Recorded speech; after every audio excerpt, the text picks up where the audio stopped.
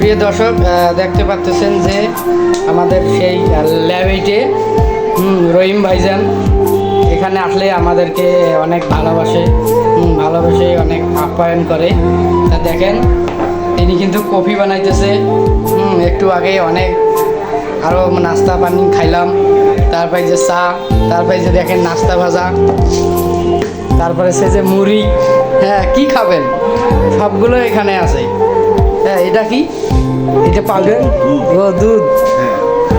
আচ্ছা আচ্ছা, আমি আসলে নিজেও খাই। আমার কাছে কোনো মেহমান আসলে আমি চেষ্টা করি তাদেরকে একটু সামান্য পরিমাণ হলেও তাদেরকে একটু আপ্যায়ন করা, কারণ এরা আমার শুধু ভাই না, হ্যাঁ এরা এক একটা জায়গায় চাকরি করে, এবার আমি মনে করি এরা আমার ভাইয়ের মতো, হ্যাঁ আপন ভাইয়ের মতো। কারণ আমি আমার দিনের অর্ধেক সময় এই ধাপে ব্যয় করি চাকরির সুবাদে।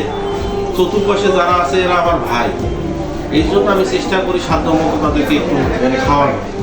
না ঠিক আছে, ভালোবাসা দিলে ভালোবাসা পাওয়া যায়, এটা এসেছে প্রমাণ। ভাইয়া কিন্তু অনেক ভালো।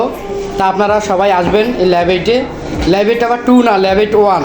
হ্যাঁ ল্যাবেট 1-এ আসবেন, এই ভাইজানের কাছে আসবেন, তাহলে ভাইজান যতটা হেল্প করার আপনাকে করবে। আমি ল্যাবেট 1-এর মার্কেটিং ইনচার্জ হিসেবে আছি।